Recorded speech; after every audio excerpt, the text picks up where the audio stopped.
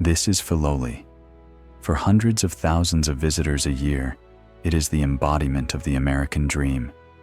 Perfectly manicured lawns, the symmetry of Georgian architecture, gardens that seem like living paintings, a place of power, a place of peace, a symbol of taste, elegance, and generosity bequeathed to the nation.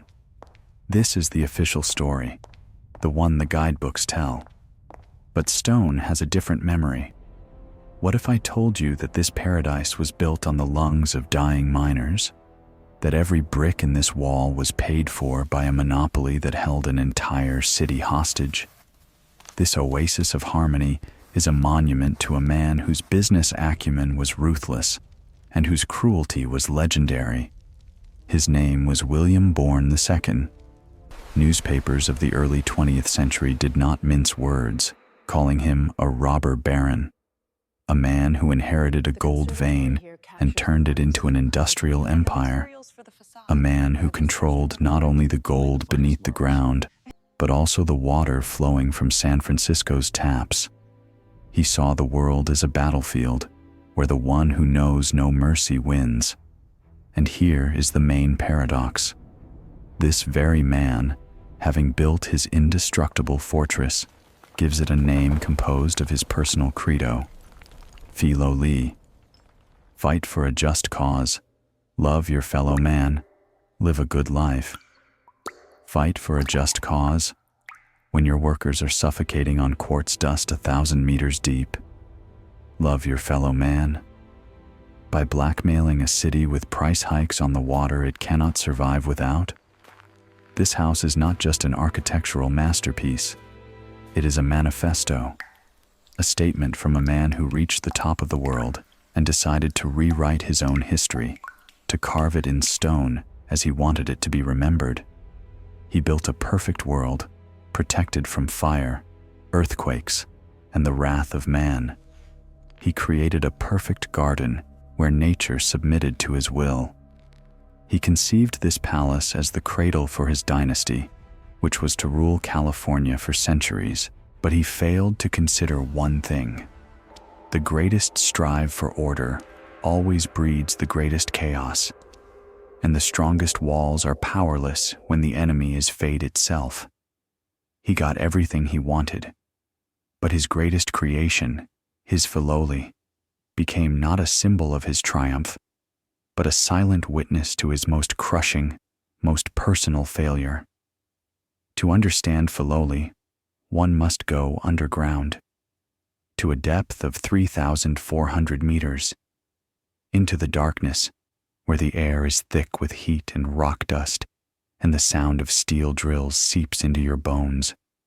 This is the hell of the Empire Mine, the heart of William Bourn's empire. From here, from the bowels of the Californian earth, he pumped his power, ounce by ounce.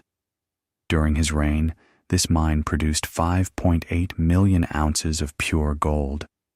In today's money, that's over $13 billion. Capital capable of building not just a house, but an entire kingdom. But this glitter had its price, one not seen on stock market reports, a price paid by others. It was called silicosis, the miner's disease. Microscopic particles of quartz dust settled in the lungs, slowly turning them to stone. It was a deferred death sentence, sewn into the cost of every ingot. For William Bourn, a human life was an entry in an accounting ledger, and the health of his workers was an acceptable risk in the pursuit of efficiency. This molding, these marble floors, were paid for with the breath of thousands of nameless men. But gold was only the first pillar of his throne. The second was far more fluid and essential: water. If the Empire Mine was his heart, then the Spring Valley Water Company was his nervous system, ensnaring San Francisco. Bourn didn't just sell water, he owned it. It was an absolute monopoly, a lever of pressure on politicians, a tool of blackmail. He bought up land around the city, blocking any attempts by competitors to create an alternative water supply. He was a puppet master who could threaten to turn off the tap at any moment, and the entire metropolis would freeze, awaiting his decision. Gold, extracted from lungs. Water, squeezed from a city. These are not just metaphors. This is the literal, geological, and economic foundation of the Filoli estate. Every carved cornice, every hectare of the perfect garden was bought with this money. Money that reeked of quartz dust and political blackmail.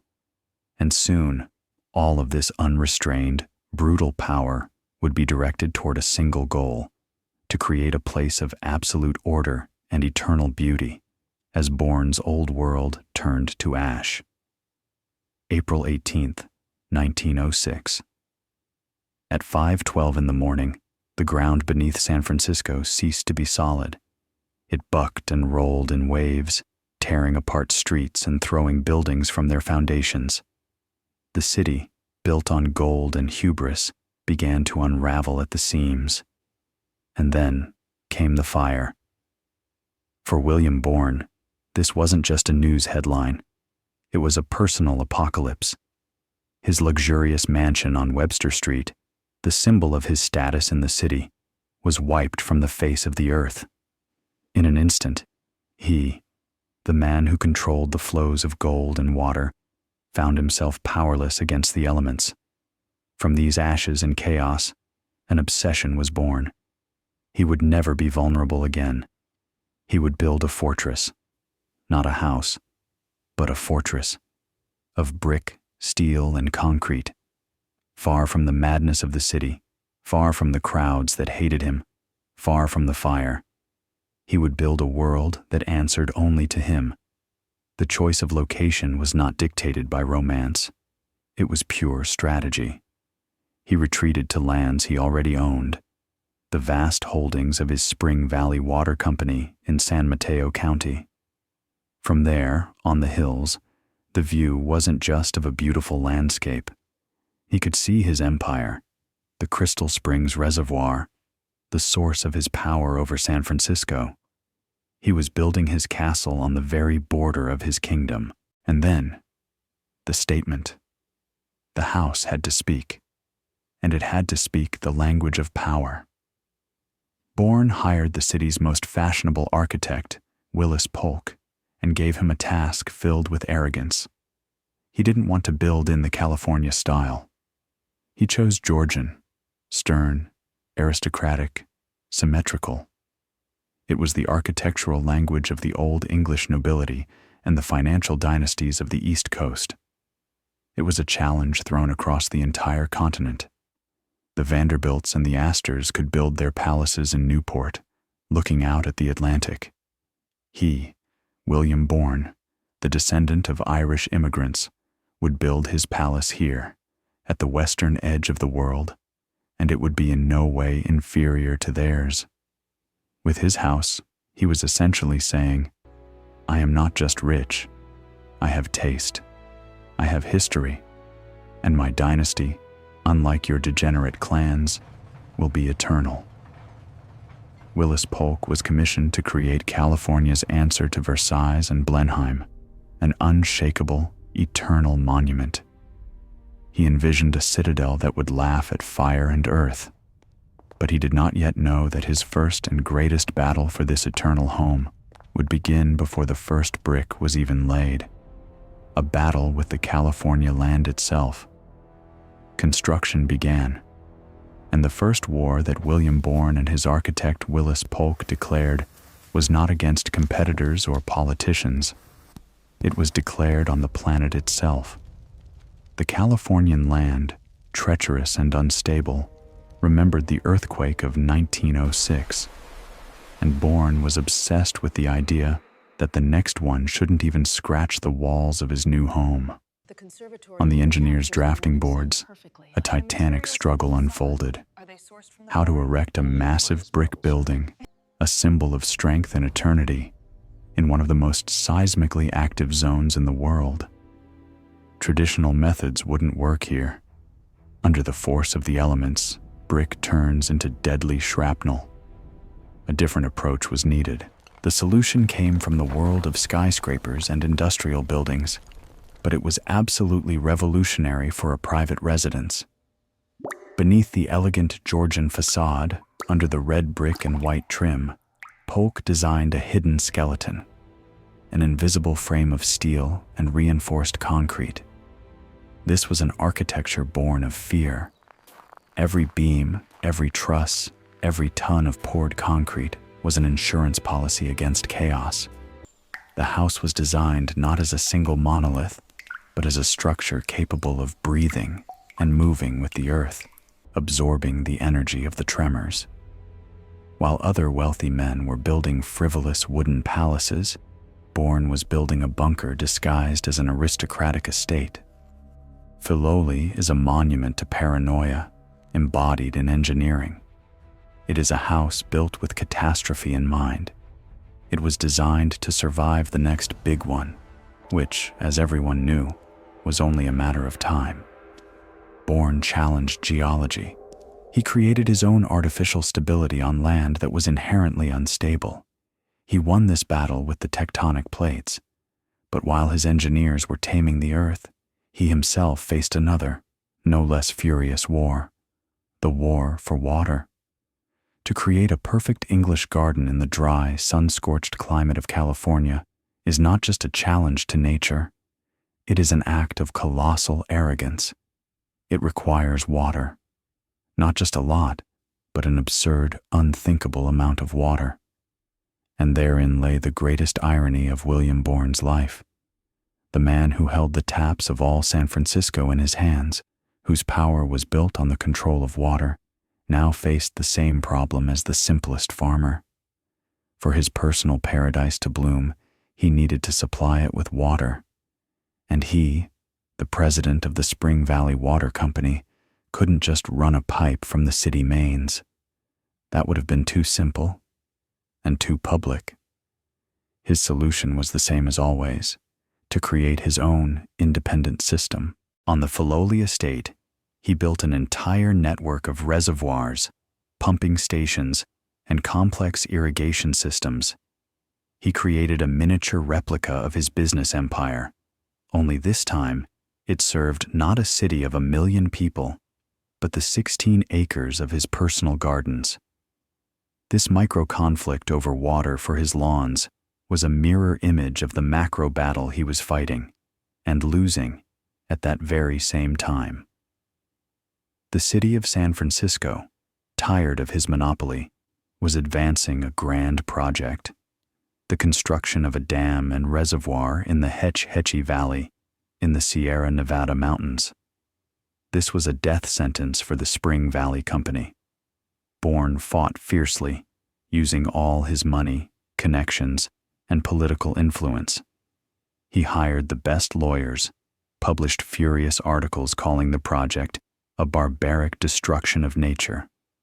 But behind this mask of an environmental defender hid the cold calculation of a monopolist losing his most valuable asset. He lost that war. The Hetch Hetchy project was approved. The city got its independent water source. But while his great empire was cracking, Bourn built his small one with twice the energy. Filoli became his personal water kingdom, a consolation prize. When he could no longer control the water for everyone, he created a place where he controlled every drop for himself. His gardens are not just landscape design. They are a monument to his greatest political defeat. In the official history of Filoli, there are two main heroes: the client, William Bourn, and the architect, Willis Polk. Their names are carved in documents. Their portraits hang on the walls. But palaces are not built with ideas. Palaces are built by hand. And behind every stone, behind every perfectly fitted brick of this estate, stands an invisible army. Let's shift the camera's focus for a moment from the elegant blueprints and wealthy patrons. Let's look at the old, faded photographs from the construction site, at the faces of men in rough clothes, covered in dust. Irish immigrants fleeing famine. Italian masons whose ancestors built the Colosseum, Chinese laborers whose fathers laid railroads through the mountains, hundreds of nameless people whose sweat and calluses erected this monument to luxury. They mixed concrete, hauled steel beams, planted thousands of trees. They were creating a paradise they were never destined to live in. Their story is a story of contrast. The contrast between heavy physical labor under the scorching California sun and the cool silence of the future bedrooms and libraries. And here, we cannot help but remember the Empire Mine. The brutally suppressed strikes when workers demanded basic safety and a pay raise of a few cents. William Bourn was not a sentimental employer. For him, labor was a resource just like gold or water, a resource to be used with maximum efficiency and minimal cost.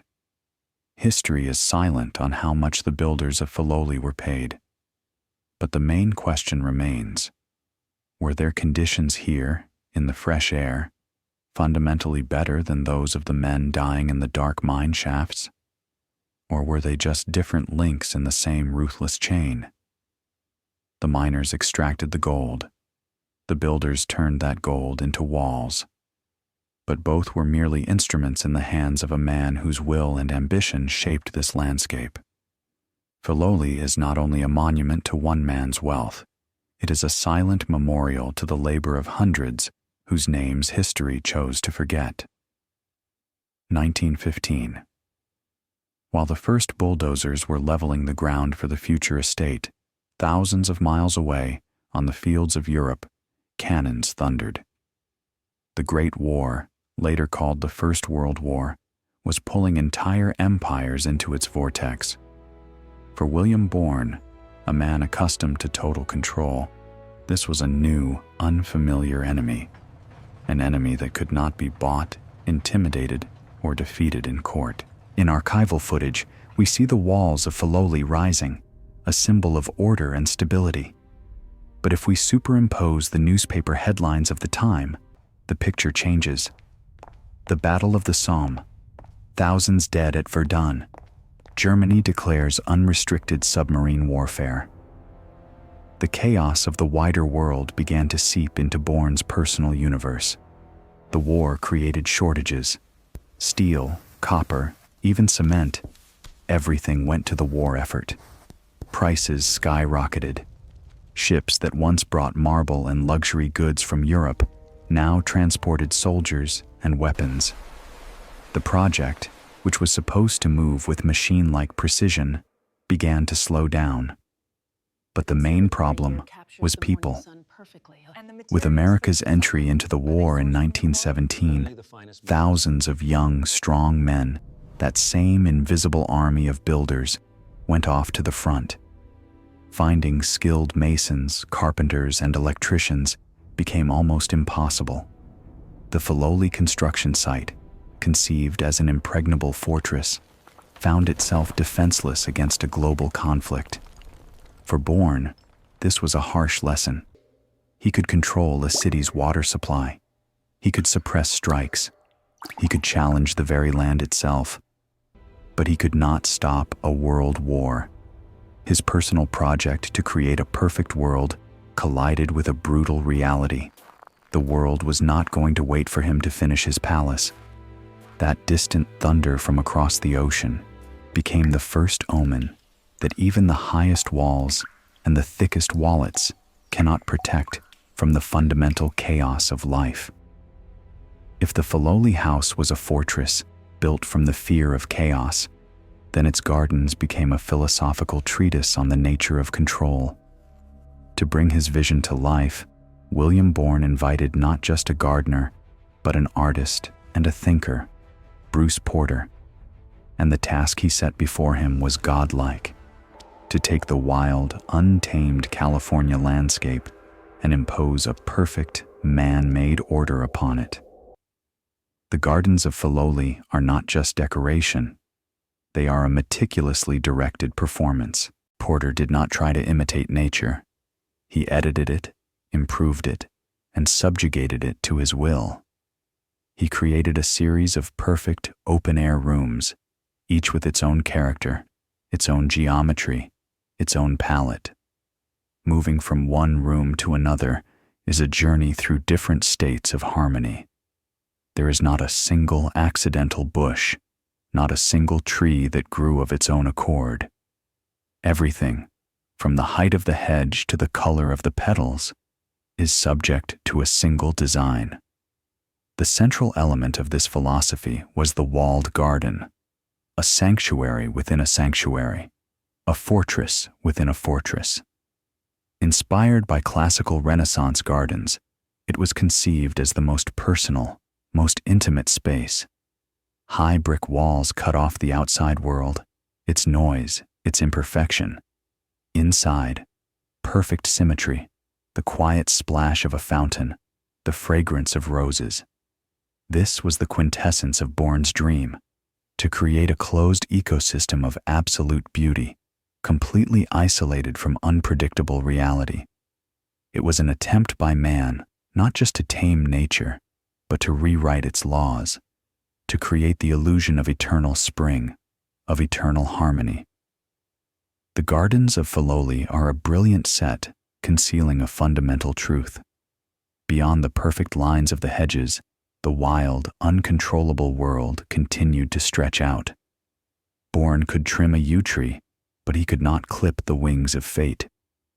This garden, the pinnacle of his quest for order, ultimately became a silent witness to how that order collapsed. Among the California oaks and redwoods in the Filoli gardens grow trees that seem like strangers. These are Irish yews, dark, austere, holding the memory of misty hills and ancient castles. Their presence here is no accident. It is the key to understanding William Bourne's most secret ambition. Bourne was an American magnate to the core, but in his soul lived a yearning for his roots. He was a descendant of Irish immigrants, and his colossal wealth, earned here in the New World, seemed incomplete without the aristocratic gloss of the Old World. He wanted not just money, he wanted a pedigree, and he decided to buy one. We crossed the Atlantic to County Kerry, Ireland. Here, on the shore of a picturesque lake, stands Muckross House. In the early 20th century, Bourne buys this ancient estate and invests a fortune in its restoration. He doesn't do it for himself. It is a wedding gift for his only daughter, Maud. Filoli in California and Muckross in Ireland become the two poles of his dynastic ambitions. Two anchors meant to secure his family in history forever. Filoli, a symbol of the power of his new American capital. Muckross, a symbol of the nobility of his old Irish roots. And so, these Irish yews, planted in California soil, become a living thread connecting two continents, two homes, two dreams. Every time he walked through his perfect gardens, Bourne saw not just trees. He saw a reflection of his Irish estate. He tried, with botany and architecture, to weave together his family's history, to prove to the world and to himself that he was not just a robber baron, but the founder of an aristocratic dynasty. He was building a bridge between the Wild West and Old Europe. But he did not yet know that this bridge was destined to lead nowhere. From the outside, Filoli is a tribute to the past, a respectful nod to the English aristocracy, frozen in brick and stone. But if we could see through these thick walls, as if with an X-ray, we would see something entirely different. Hidden behind the Georgian facade was not an 18th century palace, but a 20th century marvel of engineering. William Bourne wasn't just building a house. He was building an autonomous machine for living. The pinnacle of technological progress of its time, designed for maximum comfort and, more importantly, complete independence. Just imagine, a complex network of pipes ran through the walls, but not for water or heating. It was a central vacuum system. A maid only needed to connect a hose to a special outlet in the wall, and all the dust was instantly whisked away to a central collector in the basement. No noise, no dust in the air.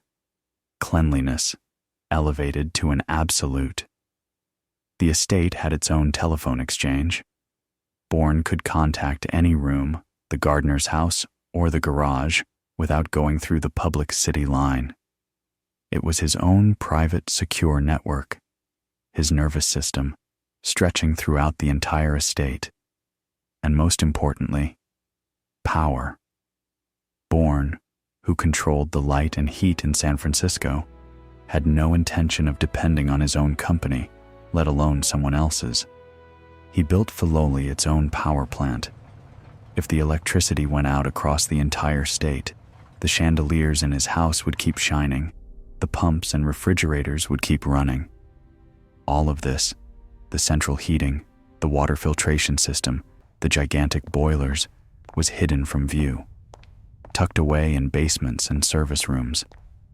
But it was these hidden systems that were the true heart of Filoli. They were the ultimate manifestation of Bourne's fear of losing control. He created a world that was not dependent on the outside world, a fortress capable of withstanding not only an earthquake, but also a social collapse. He built his own ark, but he failed to consider that the most terrible flood comes not from without, but from within.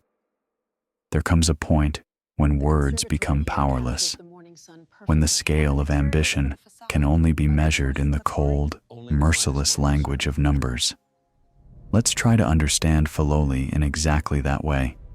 56 rooms, 17 bathrooms, 17 fireplaces, 54,000 square feet of living space. To maintain this space, an army was required.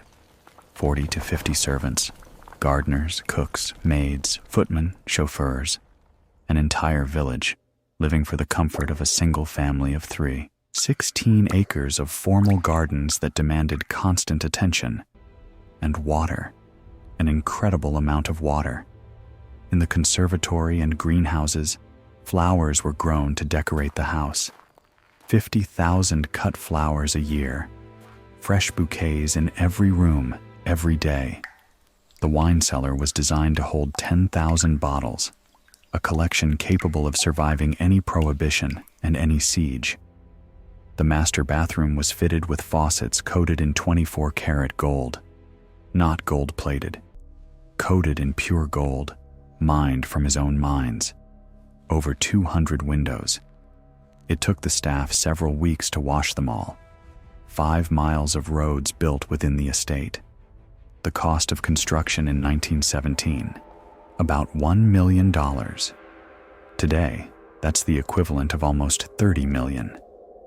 But even this figure doesn't reflect the true cost, because it doesn't account for the price of the land, which belonged to his water company, nor the cost of labor, both seen and unseen.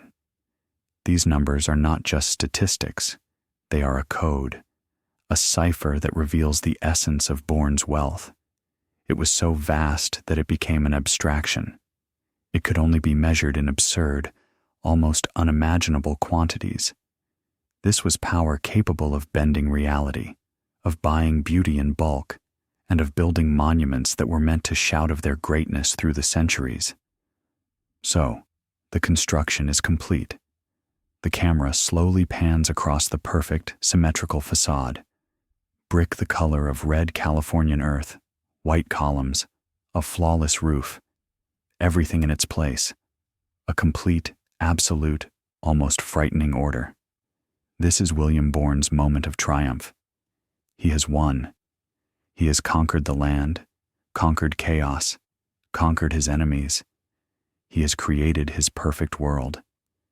And at this very moment, as the house is ready to announce itself, we focus on the final, most important touch. On the name, carved in stone above the entrance. Filoli.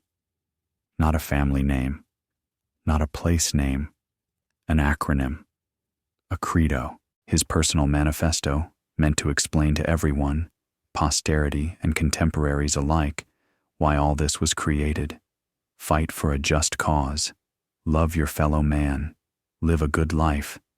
Each word is like the tolling of a bell, and each word raises a question. Was he fighting for a just cause when his workers were dying of silicosis in dark mines, extracting the gold for these walls? Was his fight with the city for a monopoly on water a just cause? Did he love his fellow man while holding an entire city hostage with the threat of drought? Were the hundreds of his nameless builders and servants the fellow men this credo speaks of? And the most important question, to which he did not yet know the answer: would he, in the end, be able to live a good, worthy life within walls built on such a foundation?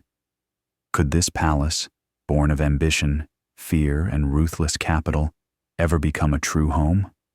The house was ready, perfect, indestructible, eternal.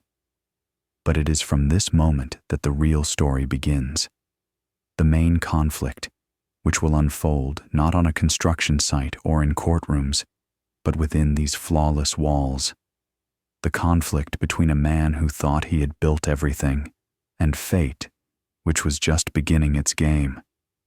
Filoli comes to life. The doors are open. The fireplaces are lit. But instead of the lavish parties and endless balls one might expect in such a palace, a silence settles in its halls. The vast, echoing rooms, designed for receptions of hundreds of guests, become the personal space for just 3 people: William himself, his wife Agnes, and their only hope, their daughter, Maud. Life here flowed at a measured pace, strictly according to protocol. There were rare, meticulously organized receptions for California's elite, the Crocker, Huntington, and Stanford families. Quiet musical evenings in the ballroom, where Bourn, a connoisseur of classical music, would listen to invited artists in a narrow circle of friends. Everything was flawless, and everything was slightly artificial, as if being performed on a theater stage. The culmination, the highest point of William Bourn's hopes, was Maud's wedding in 1921. A lavish ceremony in the gardens of Filoli. Hundreds of guests, a sea of flowers, the most expensive attire. This was the very moment for which everything had been built, the moment of the dynasty's triumph. Bourn looked at his daughter and saw the future. Grandchildren who would run across these lawns, laughter that would fill these empty corridors. Filoli was finally meant to become a true family nest. But behind the brilliant facade, a different reality was hidden. For the women of this house, for Agnes and Maud, this palace was more of a golden cage, a vast, overwhelming space where their every step was controlled by a husband and father, where life was subject to a strict schedule. It was a world created by a man to display his power, not for a woman's comfort or a child's spontaneity. The years went by, but the sound of children's laughter never filled these walls. Maud and her husband remained childless, and gradually it became clear that Filoli was a vast, empty space, a stage on which the main act was never performed, a palace built for a future that refused to arrive. 1934. All the armor that William Bourn had built around himself his entire life, steel, concrete, gold, and political influence, crumbled to dust before the oldest and most incorruptible enemy, death. His daughter Maud, his every hope, the very meaning of Filoli and Muckross Castle, dies of pneumonia. She was only 47. She left no heirs. In a single moment, everything collapsed. The entire grand design, the whole titanic struggle to create an eternal dynasty, had proven meaningless. The camera slowly floats through the empty rooms that were built for her husband, for her future, never-born family. The guest bedrooms that were meant to welcome grandchildren, the ballroom where they were supposed to dance at their weddings. All of it was now just a set for a tragedy, Wealth had proven powerless. Power, useless. He could buy anything except another day of life for his daughter. For William Bourn, this was the end. He became a recluse in his own mausoleum. The man who had built an indestructible fortress was now locked inside it with his grief. He wandered through these perfect rooms, through these immaculate gardens, and everywhere he looked, he saw only the ghosts of unfulfilled hopes. He outlived his daughter by only 2 years. In 1936, William Bourn died in the estate that was supposed to be the cradle of his immortality. His dynasty ended almost as soon as it began. Filoli, conceived as a symbol of the future, had overnight become a gigantic, cold memorial to loss. The stone had won, but the bloodline had lost. The Bourn dynasty died, but the house survived. It passed into the hands of another family, the Roths, who preserved its beauty for several decades. And then, in 1975, its second mistress, Lurleen Roth, did something its creator never would have. She gifted it to the nation. The private fortress became public domain. And here, history takes its most incredible, most ironic turn. In the early 1980s, the Filoli estate became a star. The whole world saw it in the opening credits of the era's biggest TV hit, the series Dynasty. This house, a silent witness to the decline and fall of a real family, was transformed on television screens into the Carrington estate, home to a fictional, turbulent, incredibly successful, and prolific clan of oil tycoons. Millions of people followed their intrigues, love affairs, and battles for inheritance, never suspecting that the real house where this fictional saga unfolded was a monument to the complete absence of heirs. The irony reaches its peak. The house, which could never become the stage for a real dynasty, became world famous as the set for a fictional one. Today, thousands of voices echo through its halls and gardens. Tourists, students, botanists, couples in love. People for whom the name William Bourn is just a line in a brochure. They come here not to bow to his power, but to enjoy the beauty he created. And therein lies the paradox of legacy. Bourn built an impregnable private citadel for his blood, for his family name. He failed utterly. But it was precisely this greatest failure of his, the inability to create a dynasty, that paradoxically granted his creation immortality. Freed from its creator, from his ambitions and his tragedy, the house began to live a life of its own. It was cleansed of the original sin of its origin and gained a new value that its founder had never intended. William Bourn wanted his dynasty to be eternal. He was wrong. Only the stone turned out to be eternal. A stone that proved to be more durable, wiser, and ultimately more generous than blood. Our journey through the halls and gardens of Filoli was an odyssey through the cracks in the very foundation of the American dream. We have traveled from absolute power to complete powerlessness, from gold mined from lungs to roses grown from pain. All these threads, gold and dust, love and blackmail, stone and blood, weave together into one main conclusion.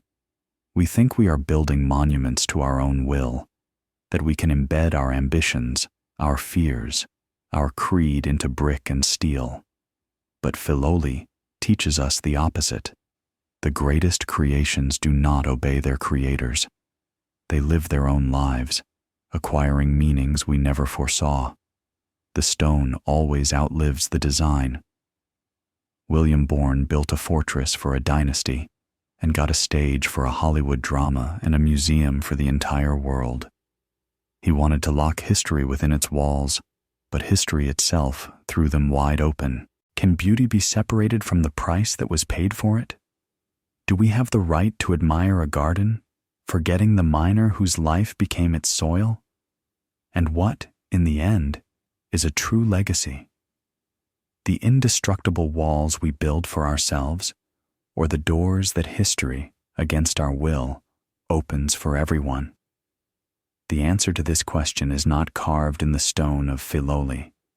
It is being written right now, in your thoughts, in your discussions.